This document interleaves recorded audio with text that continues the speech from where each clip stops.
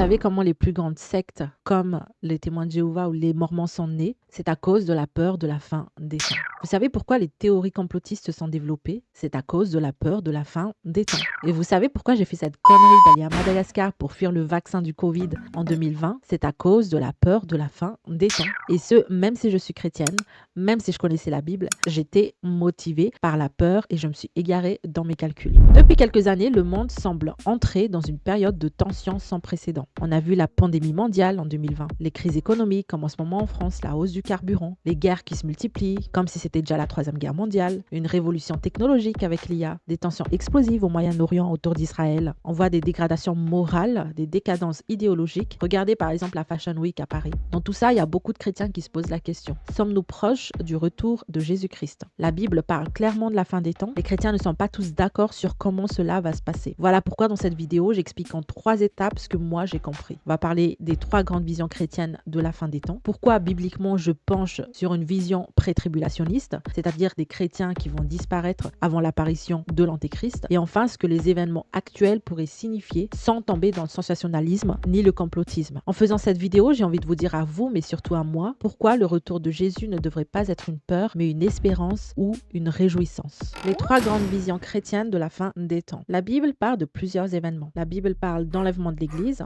la grande tribulation, le retour visible de Jésus, le règne millénaire, ou on appelle ça le millénium. Mais l'ordre de ces événements fait débat. Dans le pré-tribulationnisme, cette vision affirme que l'Église sera enlevée avant la grande tribulation. Les versets souvent cités sont la première épître aux Thessaloniciens chapitre 4 versets 16 à 17. Les morts en Christ ressusciteront premièrement, ensuite nous les vivants nous serons enlevés avec eux dans les nuées. Apocalypse 3 verset 10. Je te garderai de l'heure de l'épreuve qui va venir sur le monde entier. L'idée principale ici, c'est de dire que Dieu retire l'Église avant le jugement mondial. C'est une position très répandue chez les évangéliques, les dispensationalistes et beaucoup de théologiens messianiques. En même temps, c'est logique parce que Dieu nous a pas destinés à la colère en fait. Voilà. Ensuite, il y a le post-tribulationnisme. Les post-tribulationnistes pensent que l'Église traversera la grande tribulation. Ils s'appuient notamment sur l'évangile de Matthieu 24, versets 29 à 31, qui dit « Aussitôt après ces jours de détresse, il enverra ses anges et ils rassembleront ses élus. » Dans cette vision, les chrétiens restent sur terre et Jésus revient à la fin de la tribulation. Et en ce moment, je me penche plus vers ça parce qu'au fur et à mesure des années à laquelle j'avance avec le Seigneur, j'ai l'impression qu'on va traverser la grande tribulation en fait et que Dieu nous donnera la force de traverser, de connaître l'Antichrist, etc. Parlant de l'amillénarisme. L'amillénarisme, cette vision est très présente chez les catholiques, les orthodoxes et les réformés. Elle considère que le millénium est symbolique, que le règne de Christ serait spirituel et qu'il est présent dès maintenant. Ce qui est souvent cité, c'est Jean 18, verset 36, « Mon royaume n'est pas de ce monde ». Dans cette lecture, il n'y a pas de règne littéral de 1000 ans. Les prophéties sont majoritairement symboliques. Je crois qu'il y a une partie de la doctrine des témoins de Jéhovah qui considèrent qu'ils sont déjà millénaristes. Mais bref. Pourquoi je penche pour la vision pré-tribulationniste? Personnellement, après avoir étudié les Écritures, je trouve plusieurs arguments forts qu'on m'a inculqués depuis ma conversion. Plus les années passent, plus je me dis que je ne peux pas totalement être sûre. Mais c'est pas grave, je vous explique quand même. On voit dans la distinction entre Israël et l'Église. La tribulation concerne surtout Israël et les nations. Jérémie chapitre 30, verset 7, c'est un temps de détresse pour Jacob. Jacob ici, ça représente Israël. Cela suggère que cette période concerne principalement Israël et non pas l'Église. L'Église est absente dans la tribulation d'Apocalypse. Dans Apocalypse, l'Église est mentionnée dans les chapitres 1 à 3. Puis elle disparaît dans les chapitres 4 à 18, qui décrivent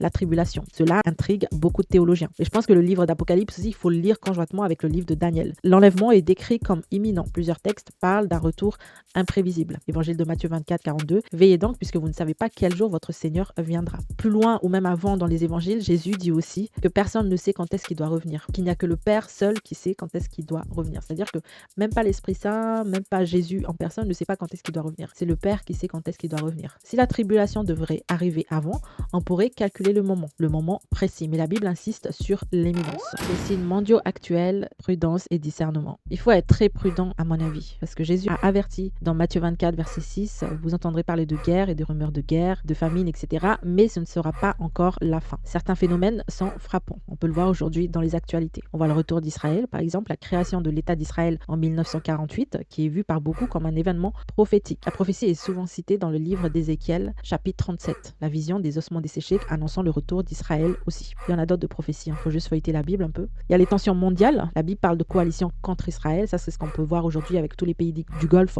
tous les pays islamiques en gros qui hésitent à se déchaîner contre Israël ou non, et vu la puissance d'Amérique qui est derrière, on ne sait pas qu'est-ce qui va se passer. Donc la Bible parle d'une coalition contre Israël. On le voit dans le livre d'Ézéchiel, chapitre 38 et 39, la guerre de Gog et Magog. On peut parler aussi d'Armageddon dans l'Apocalypse, mais on ne sait pas. Il faut de la prudence. Certains théologiens pensent qu'elle implique la puissance du Nord, les puissances du Nord et les nations du Moyen-Orient, comme je vous ai dit.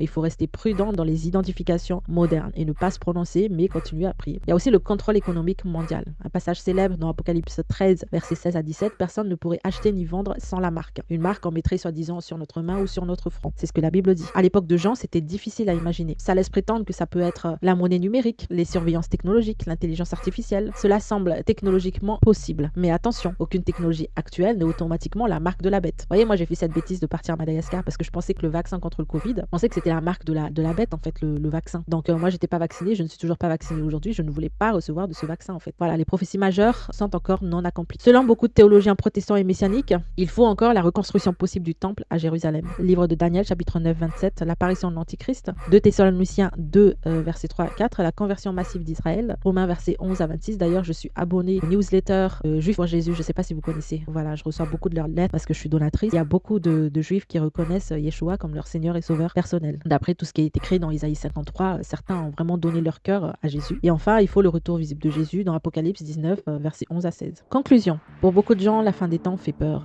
Mais pour les chrétiens, en tout cas pour les vrais chrétiens qui sont réellement nés de nouveau, qui ont donné leur vie à Jésus-Christ, c'est une espérance. Il y a un verset magnifique dans Tite chapitre 2 verset 13 qui dit « Nous attendons la bienheureuse espérance et la manifestation de la gloire de notre grand Dieu et Sauveur Jésus-Christ. » Le retour de Jésus signifie donc la fin de l'injustice, la fin de la souffrance, la restauration du monde. Le plan de Dieu, c'est vraiment la restauration du monde entier et la réconciliation avec lui. Cette réconciliation n'est possible qu'à travers Jésus-Christ. Il est le seul intermédiaire entre les êtres humains et Dieu en personne. C'est pas Allah, c'est pas Bouddha, c'est pas la Vierge Marie, c'est surtout pas un prophète quelconque, c'est Jésus-Christ qui est le chemin, la vérité et la vie. Donc la vraie question n'est pas quand est-ce que Jésus reviendra, quand est-ce qu'il y aura la troisième guerre mondiale. Est-ce que c'est déjà la troisième guerre mondiale? Non, ce n'est pas ça la vraie question à se poser. La vraie question c'est est-ce que je connais personnellement Jésus? Parce que ceux qui le connaissent, son retour ne sera pas une peur, ce sera une joie immense. Donc à toi qui me regarde, est-ce que tu le connais personnellement? Est-ce que tu l'as reconnu comme ton Seigneur et Sauveur personnel par l'acte qu'il a fait à la croix? Écris-moi en commentaire si c'est déjà le cas. Ciao ciao!